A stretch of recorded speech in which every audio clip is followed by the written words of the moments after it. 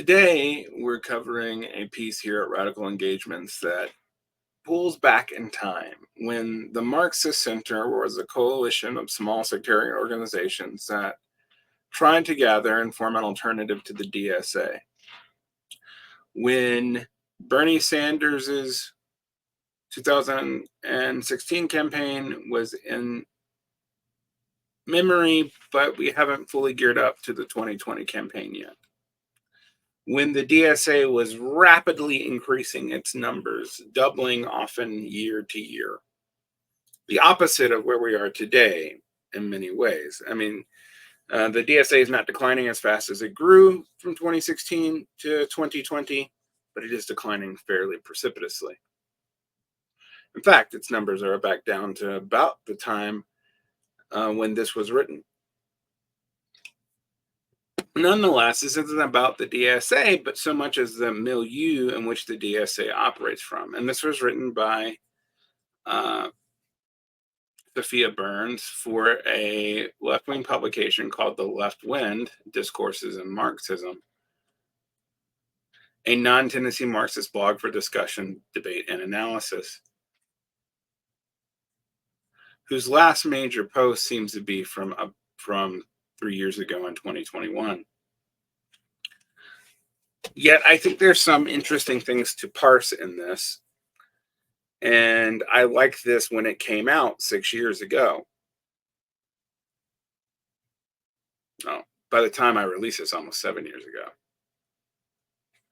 The U.S. Left Has Only 4 Tendencies by Sophia Burns. Objectively, most inherited tendency divisions are obsolete. I would agree with that. And I still think that's true. Despite the fact that people are more and more doubling down on sectarian identities, that's kind of because they don't have sects that have strong relationships to anything concrete beyond the sects themselves. For instance, your evaluation of the USSR and its rivals mattered 50 years ago because the right line could get you Soviet or Chinese money with strings attached.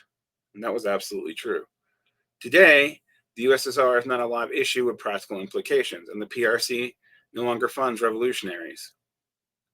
Occasionally, you'll see PRC businessmen give to American leftists, but it's not a huge tendency. Nearly all 20th century tendency demarcations emerge from the contingencies of 20th century geopolitics. And unfortunately, that is still true because people still today try to read new contingencies in line with 20th century geopolitics. See all the complaints about refighting the divisions of the Cold War amongst the people obsessed with Western leftism. The question is actually no longer all that prescient. Yet we now must defend the honor of deceased states because an Italian former Euro communist trying to defend his own party's legacy has prompted us to do so.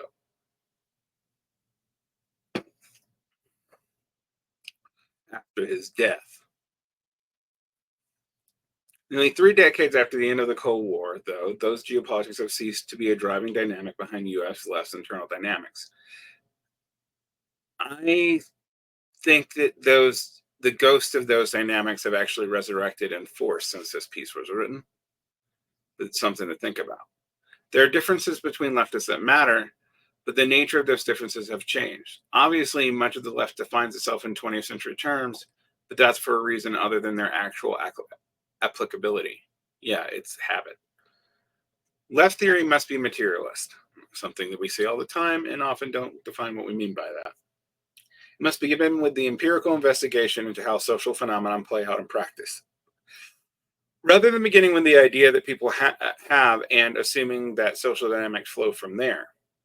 This is still a problem. We still have people defining themselves in terms of histories and professed identifications, not in terms of actual politics or actual praxis. The history of ideas is reflected of the history of actual events and not vice versa. As Marx said, social being determines people's consciousness.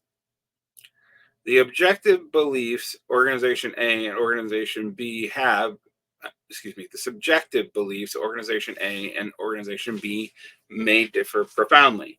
They may claim radically different tendency heritages. However, if their internal sociology and real life practices are the same, then from a Marxist perspective, the ideologies are equivalent. It's an interesting thing to think about. I don't know that I totally agree with that, but it's a key point nonetheless. In fact, more emphasis a group places on ideas based lines of demarcation, the more likely it is that there's some feature of its social existence that leads it to an idealist consciousness. That is, wrongly believing that ideas have more impact on what groups do than the dynamics of their internal structure and external activities. Ironically, many such organizations claim to adhere to strict materialist analysis. However, they never realize it. Their de facto idealism prevents them from turning that materialist analysis on themselves. If you look at actually existing left in material terms, then the divisions you see aren't the ones that existed during the 20th century. It contains four tendencies, which don't cleanly map onto the inherited categories of Maoism, anarchism, Trotskyism, etc. Obviously, they only rarely exist in pure form. Groups that are largely within one of them often contain minorities aligned with the other. Many organizations, such as the DSA, find themselves pulled in more than one direction. That's even more true now than it was when this was written in 2018. And a few, such as the IWW General Defense Committee, are hybrid.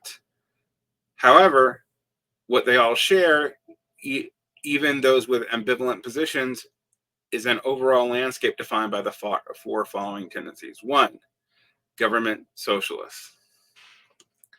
Government socialists are pragmatic above all else. They exist explicitly within the grassroots Progressive Democratic Party faction, or else as a local level political player within a broad sphere of influence. While they disagree about the ultimate goal of the reforms they pursue, some want outright communism at some unspecified future point. A lot of these people are Marxist-Leninists, while others think that a Sweden-style social system is enough. That would be a lot of the ESA. They are united in their policy-focused realpolitik approach. Winnable reforms fights are their bread and butter, and they would rather impact policy by getting their hands dirty than retain ideological purity at the cost of actual influence. Notable examples of this tendency are the DSSA's Momentum, and I think Momentum is dissolved now, so it would be the DSA's Groundwork and Reform and Revolution factions. RFSO OSCL, that's Freedom Road Association, the CPUSA, particularly its Central Committee, Left Roots, certain Green Party chapters in places like Richmond, California, the leader of many of the Unite Here locals, the so-called identity politics supporters within the nonprofit industrial complex who oppose the dominant Clinton ring of the Democrats. Protest militants. These view government socialists with contempt, seeing little difference between them and the outright liberals with whom they collaborate. Protest militants tend to stay away from policy campaigns and electoralism, since in their view, protest and power in the streets is what really matters. Further, during protests, they push for confrontational and disruptive tactics, since they consider less aggressive protesters to be moderate by definition. For them, it's how you protest that divide the revolutionary wheat from the reformist chaff. Notable examples: most Black Bloc and Antifa practitioners in 2018. Antifa became a lot more broad in 2020. The Red Guard collectives, thank God they're gone. Particularly the Austin one. Expansive hobbyist, cough, cough. Many expansive hobbyists attend the same demonstrations as protest militants, but for them, the point isn't really revolutionary confrontation. Rather, they're an alphabet soup sect that brings their own signs and starts their own chants to raise consciousness. They hold academic conferences to talk about the latest developments in radical theory, form endless study circles, and start online journals to tend to read each other's analysis. Different subtendencies prefer social media arguing and meme making. Cough, cough, ACP, cough, cough. Other things is also seeking faculty or progressive media jobs, selling newspapers at whatever protest is in the news this week, or making zines with their friends. However, what they all share is a lack of concrete material take and the organizing that they undertake, which they define entirely in terms of ideas they spread. Notable examples: the established Marxist sects. I'm sure Sophia Burns is meaning like the PSL, the SALT on the Trotskyist end of things, the IMT slash RCP, the RCP Avakianite, etc., etc. Most of the anarcho-punk scene, certain charity-style projects such as Food Not Bombs that don't organize their beneficiaries into durable organizations, radical academia, most leftist publications and media outlets. Yeah. And people who just obsessively follow leftist media and think they can build a movement out of something like what we're doing right now are definitely guilty of that. Base builders. Base builders start by recognizing that in the US, the working class exists in economic terms, but it does not exist as what Marx calls a class for itself, a class organized through its own infrastructure of institutions capable of consciously contesting with other classes for social power. Because such organized base for mass socialism is absent, base builders think the top leftist priority should be established one.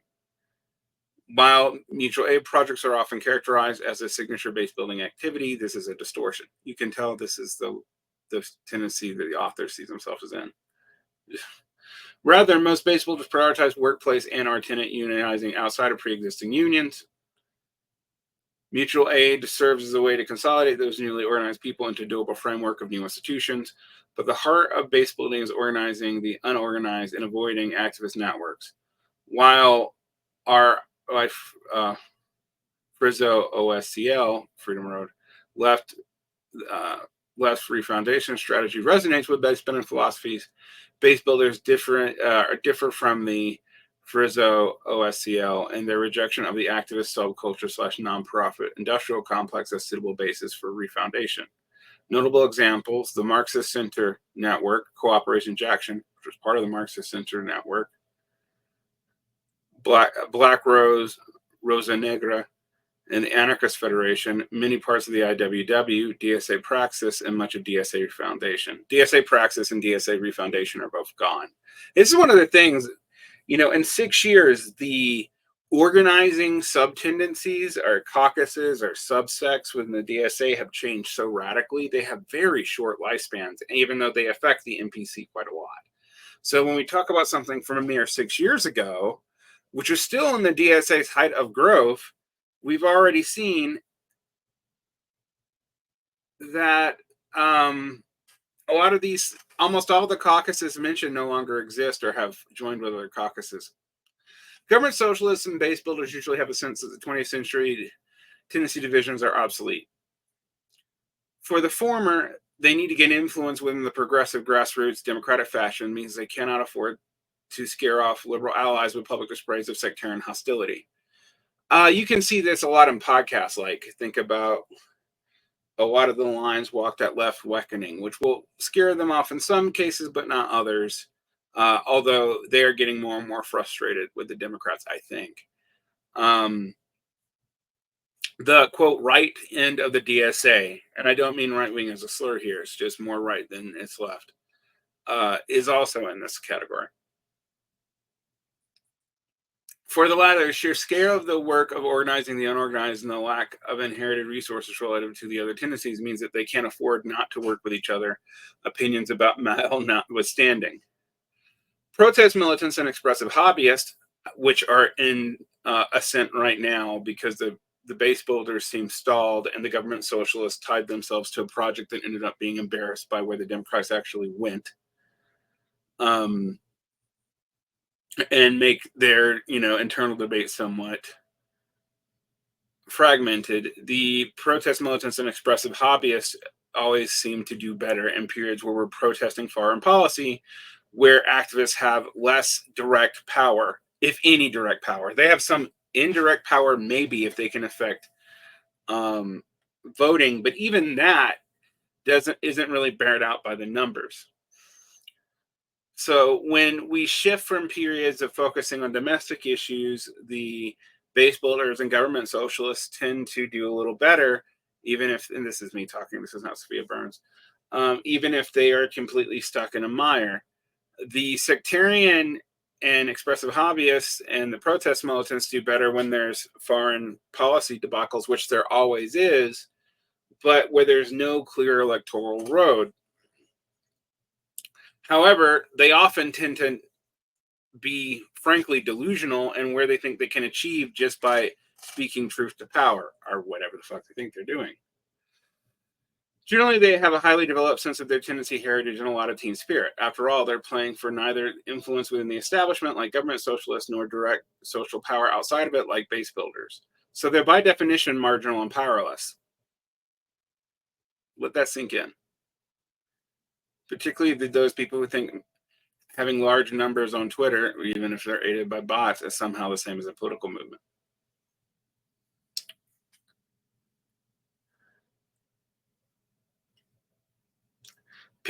People who join unions and co-ops out of enlightened self-interest, but protest militants and expressive hobbyists have ideas to offer, and only have ideas to offer. So they have to distinguish themselves from each other philosophically however they can. This is why they tend to be sectarian. They're competing, after all, for an extremely small pool of recruits, like 3 to 4% of college students and hangers-on. Most people who have neither the time or the inclination to get involved with them. Absolutely true. Except when there's low bars of entry like Twitter, but you can expect low results because there's low bars of entry. So sectarianism and factionalism are rampant among expressive hobbyists and protest militants, not in spite of it, but because of their underlying sameness. That's an insightful line. Arguably, protest militants and expressive hobbyists would have considered different factions within the same tendency. While their style and most groups in either come down firmly on one side or the other, they're closely related and have significant overlap. Thinking of them separately is useful in so much as they go about existing on the fringes of liberal activism in distinctive ways. Yeah, basically, the protest militants are more militant, but also more annoying. But they do actually have stakes in what they're engaging in. Further, they only have expressive hobbyists bleed over into government socialists, but their differences should not be overstated. And most ways that count, they are more the same than not. Government socialists, protest militants, and expressive hobbyists all exist entirely inside the activist subculture.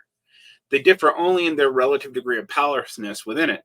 Most base builders currently have one foot in the subculture, and generally that's due to either the personal backgrounds of the base builders who become disillusioned with another tendency, or the organizational affiliations some of them share with non-base builders.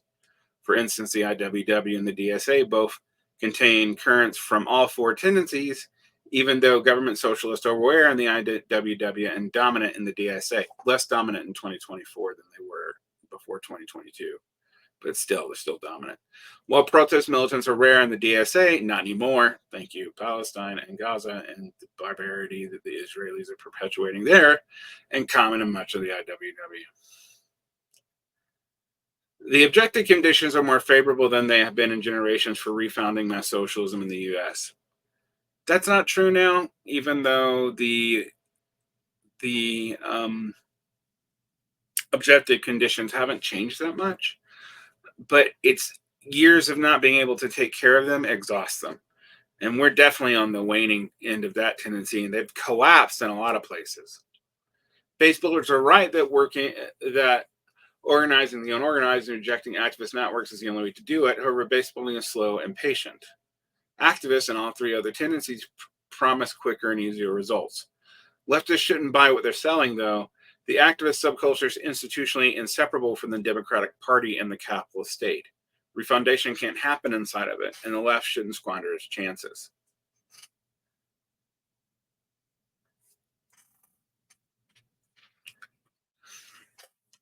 Well, we did.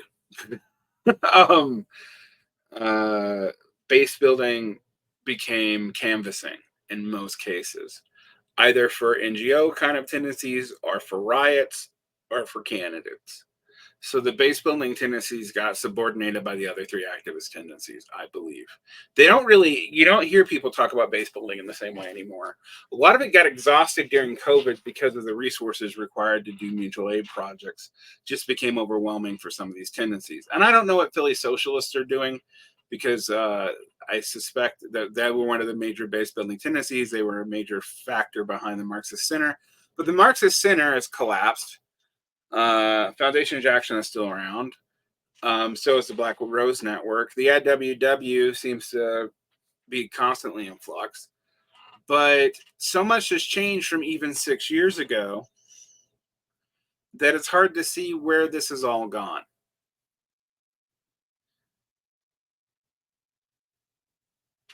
So as to use a phrase from Chris Catrone, the millennial left, or the left that really came to prominence in the cycles after Occupy, was largely, I think, accurately characterized by Sophia Burns here, but basically the three factions she was most concerned with, because they still form in response to the Democratic Party, or even tailing things against the Democratic Party, but are still fundamentally defined by that, they are the ones that won because they were easier to do.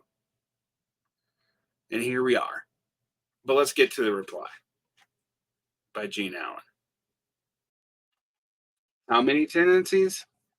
And again, this is from 6 to 7 years ago.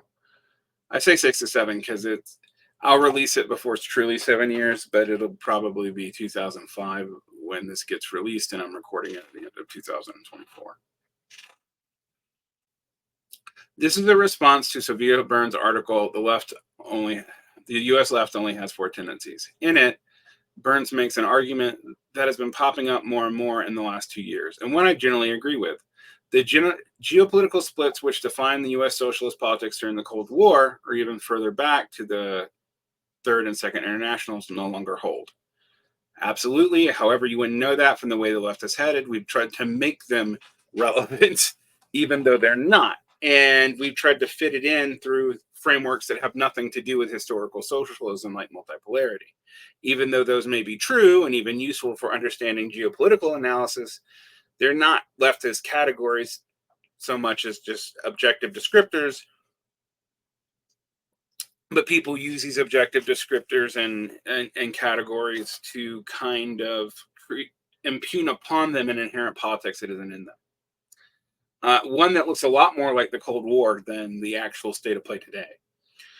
You will see this in the new monthly reviews turn to the new Cold War talking, and there is a new Cold War between the US and China, and that's a fair discussion, but the complications about where Russia goes and all of that, or India, are the machinations of the other BRICS countries, which are often presented as a united bloc when they don't act geopolitically in a united way, is problematic. It is sticking a square peg into a round hole, even if parts of that peg are true.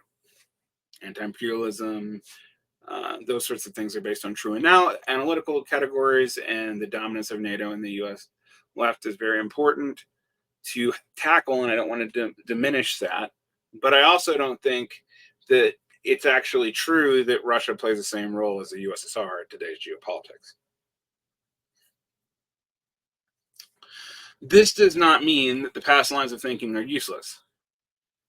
A point I made an ideological and practical difference, and that Avery Minnelli and Eliezer Levin made in Where's the Winter Palace. I do intend to eventually cover Where's the Winter Palace because I like it as a piece of writing. But the boundaries between those analyses aren't as hard as they were decades ago, and in many cases are indeed collapsing under their own weight.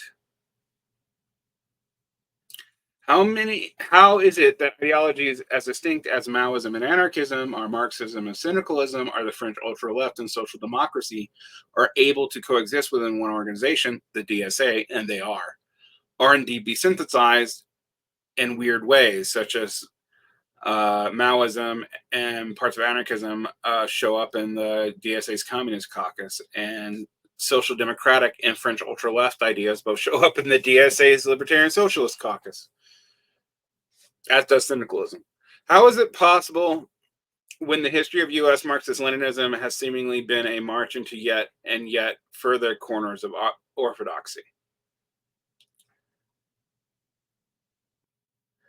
As Marxist-Leninism no longer has a tie to anything concrete, it becomes a kind of phantasm of new dogmas. And I know that's going to make a lot of Marxist-Leninists uncomfortable, but a lot of Marxist-Leninists don't even know the historical stances of Marxist-Leninist parties or how they emerged, and are instead often trying to create a counter myth that revitalizes the defense of the losing side of the Cold War. Now, I'm a Soviet defensist still, but it's irrelevant in a lot of ways. Burns correctly argues that we cannot be caught in these kinds of intellectual histories when talking about the left. Leftist theory must be materialist and must begin with the empirical investigations into how social phenomena play out in practice, rather than beginning with the ideas that people have and assuming that social dynamics flow from there. The history of ideas is a reflection of the history of actual events, not vice versa. And this is absolutely correct, as is the assertion that the more emphasis a group places on ideas-based lines of demarcation, the more likely it is that some of the features of its social existence that leads to it to an idealist consciousness. This left all too often applies materialist analysis to everything but itself, or analyzes politics at extremes, where either systemic factors are determinate down to the individual actors, or individual actors are determinate up to the system. Extreme determinism and extreme voluntarism both are signs that someone is really off the rails. It is unquestionable to me that Burns is a part of the positive trend in the left, which allows us to finally analyze politics as being more than a morality play or a bout of competing book clubs. Well, we're back in competing book club time period, my friend. This is former reader from the future warning you that this isn't going to go so well. Burns then argues a line similar to my own. The actual tendencies of the American left come out of the practice they engage in, and the nature of our current situation has led to these tendencies coalescing along practical rather than in ways demarcated by text, a trend I call the practical shift. From this point, she presents what she views as the four tendencies of the contemporary U.S. leftism: government leftists to whom winnable reforms are their bread and butter, protest militants who see doubling down on militant protests as the only means to create revolution. This is pretty common today. It wasn't so much in 2018. Expressive hobbyists who see building consciousness as a primary revolutionary activity. This is almost all sectarian organizations, still to this day. And the base building tendency, which recognizes that in the U.S., the working class exists in economic terms, but does not exist as what Marx calls a class for itself. And I agree with that, and I actually tend to side with the base building tendency. Base building dual power understandings of early Leninism is actually very important to my own outlook. But I don't think the base builders actually got off. Most of the organizations that we mentioned in the other article are dissolved now 6 years in. And the question is, why did the base builders get liquidated into the other factions so much of the time? The difference between those four tendencies seems primarily to be one of outlook and temperament. The government socialists and base builders seem to come through the other side of the practical shift, knowing that the argument of the last century no longer seems to hold, and primarily disagree over whether we should rebuild the left through taking the tactics and activists of liberal NGOs, government socialists, or through organizing the unorganized, base builders. The other two groups, however, are stuck in the same loops of ideological conflict due to the fact that they recruit based on their ability to forward their ideas. And this is always a problem, and it's why these tend to be popular amongst student activists. Even though, while they're popular amongst student activists, they never have the majority of students in their ranks or even willing to engage with them directly, even if right now they might have sympathy on specific issues. So it's even wrong to think of these as like representative of student ideas, or the students are right. The students aren't all participating in these actions. Sorry.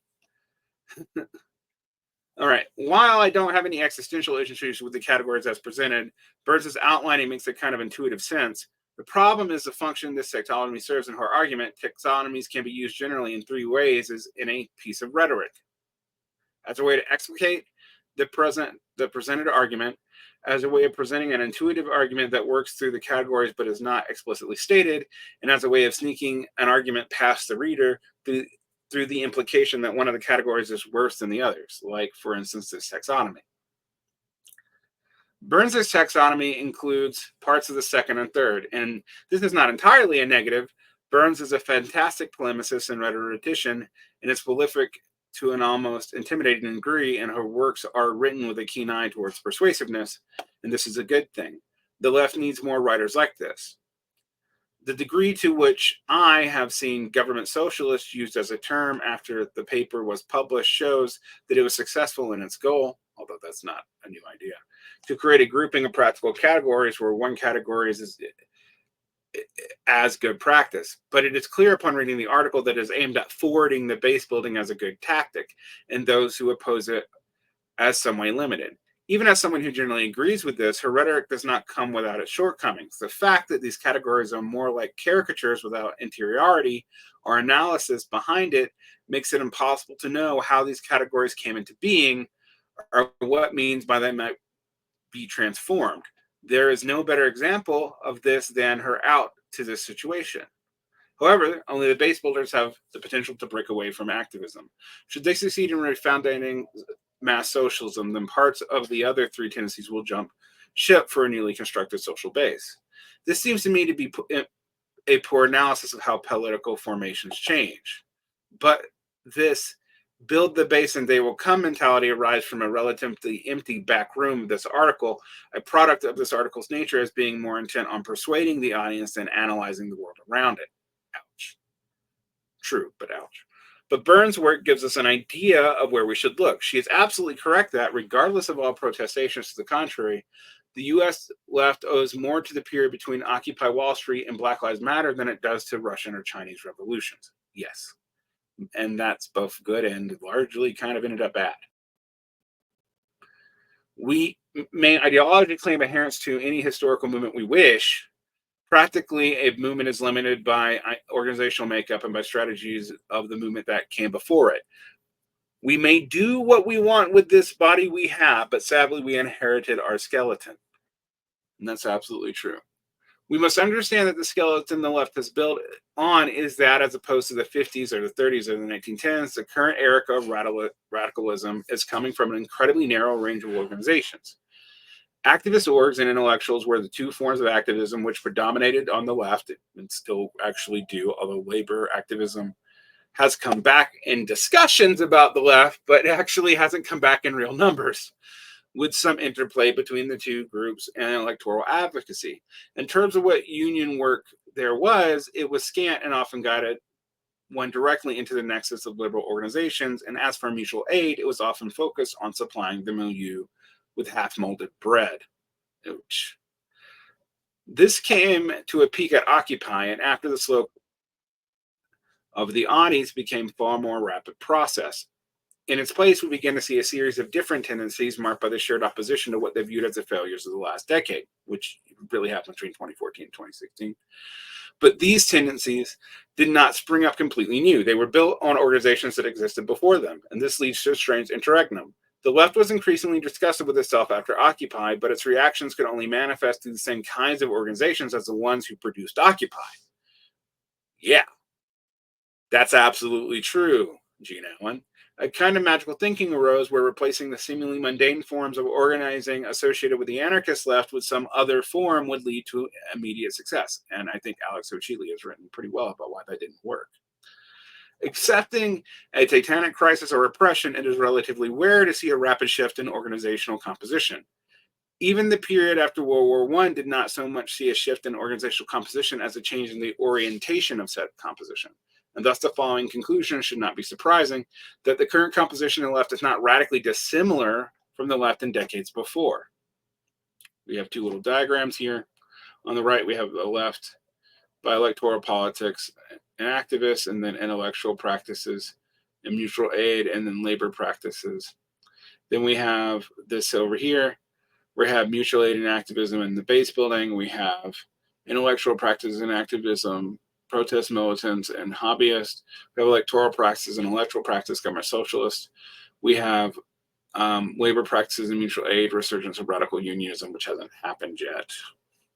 And it hasn't happened yet. Although the tenants union movement from 2019 to like 2022 was showing signs that it might go there, but it largely hasn't. What has changed is that there are substantially more and deeper links between practices and kinds of organizing, which has led to different splits.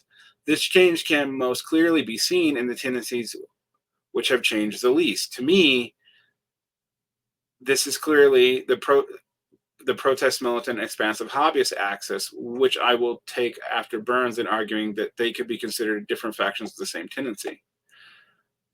Both saw the flaws of the last decade of left practice and saw their only response to be doubling down. But what makes, for instance, Left Book or Red Guards Austin, well, Red Guards Austin was a cult, different from the anarcho-punks of the 90s and aughts? Regardless of what you say about their aesthetics or politics, the anarcho-punks managed to build and sustain a social base through subcultural communities and forms of mutual aid. Participation in the punk scene connected you with friends, housing through scrots, food through dumpster diving, and a variety of activities that actively bettered people's lives, even if they were just at a local or subcultural level. We mock them because they're not particularly efficient. This created a social base for the kind of active and often dangerous politics that anarchists engaged in over the last 3 decades. Frankly, it is a testament to the strength of the subculture that even now, decades after the height of punk as a genre of music, or of the anarchist scene as an axis of U.S. politics, I think that died out with Occupy, any protest will have a couple of dudes with crash t-shirts show up ready to respond to violence. What do contemporary groups and protest militant expressive politics tendency provide? They provide a community, yes, but beyond that, not much. As Burns says, their participants have never joined actual material stakes in their work. People join unions and co-ops out of enlightened self-interest, but protest militants and expressive hobbyists only have ideas to offer. They're competing, after all, for an extremely small pool of recruits. Most people have neither the time nor inclination to get involved with them.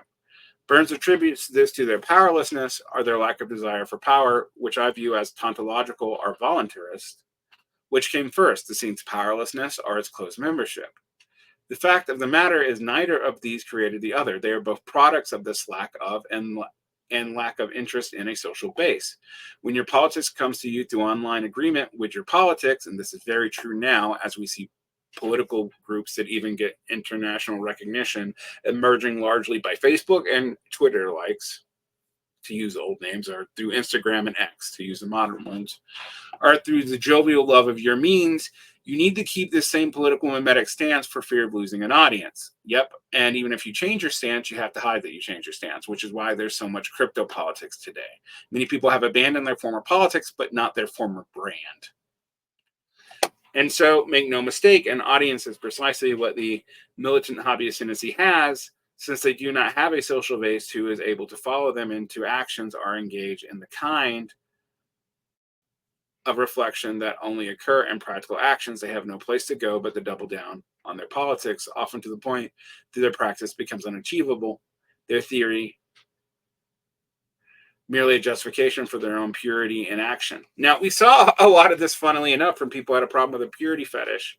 But what they had the problem with the purity fetish for wasn't a purity fetish stopping people from acting in coherent ways, but it's a purity fetish for stopping people from making certain arguments about the Soviet Union, or picking the right side in the Sino-Soviet split now that one side is clearly won. Seems like stolen valor to me. But anyway. While the other militant hobbyists can be defined by the narrowness of their politics, although they're dominant right now, the rest of the U.S. left can be lauded for its expansion of its practices. While it is easy, from a taxonomical point of view, to differentiate between the base builders and government socialists, there are only rare cases where the breakdown can be seen from an organizational standpoint. And yes, there are groups who center electoralism over base building and vice versa. But as opposed to the 90s and aughts, these groups are not shorn by some kind of absolute distinction. Not only are they in conversation with each other, they are connected to each other and often within the same organization.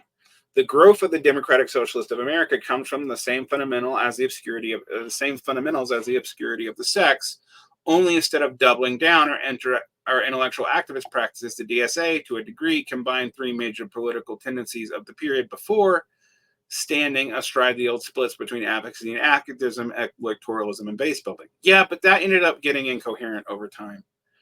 And only if one side wins, the DSA right or the DSA left, and by that I mean the sort of government socialist around Jacobin magazine, half of bread and roses,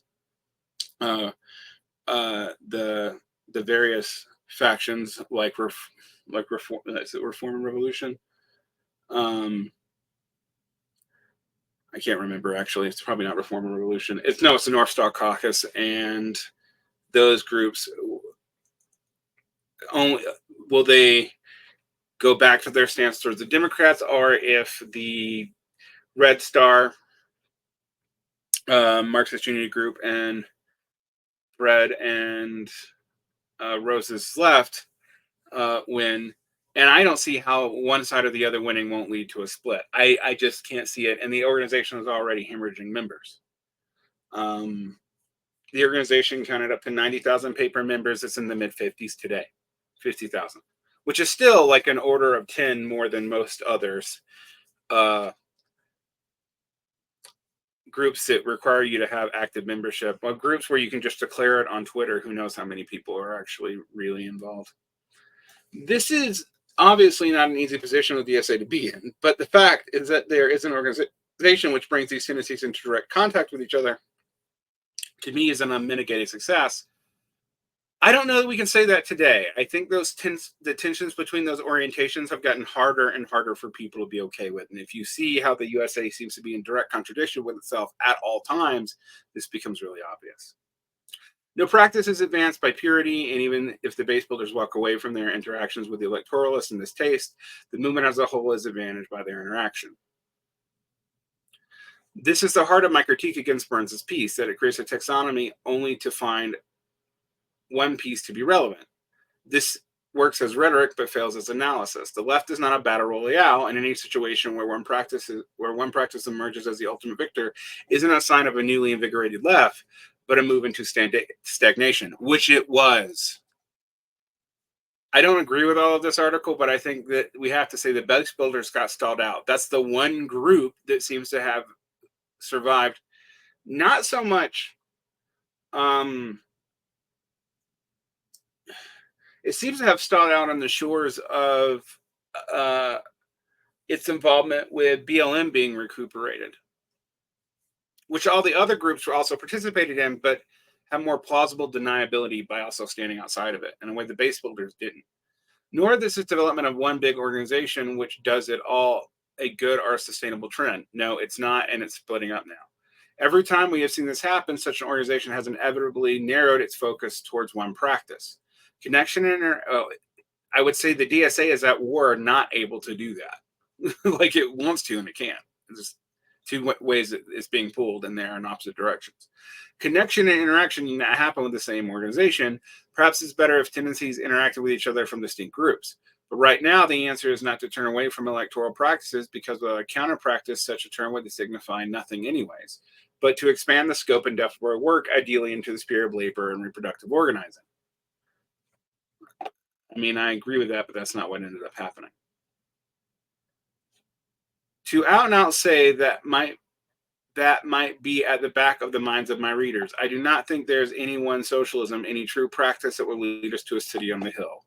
The discovery of socialism at the end of one's term paper is not any more or less legitimate than the discovery of socialism in a picket line, a soup line, or a party line.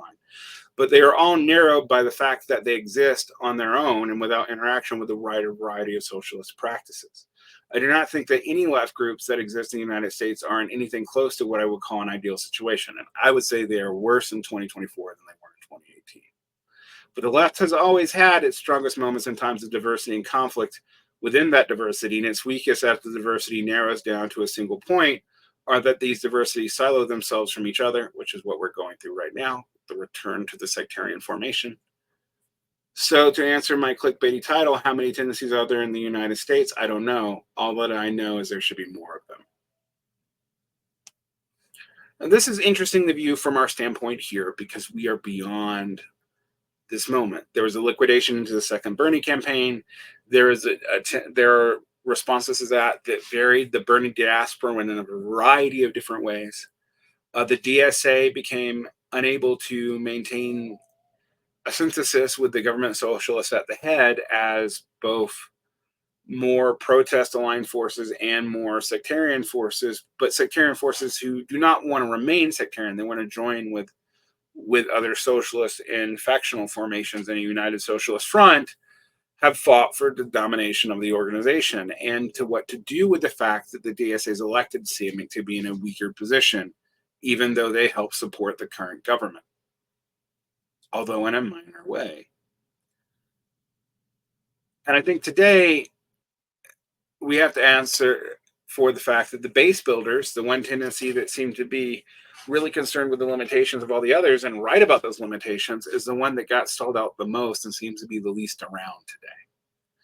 Anyway, like and subscribe, keep your peace, and there's more behind the Patreon wall.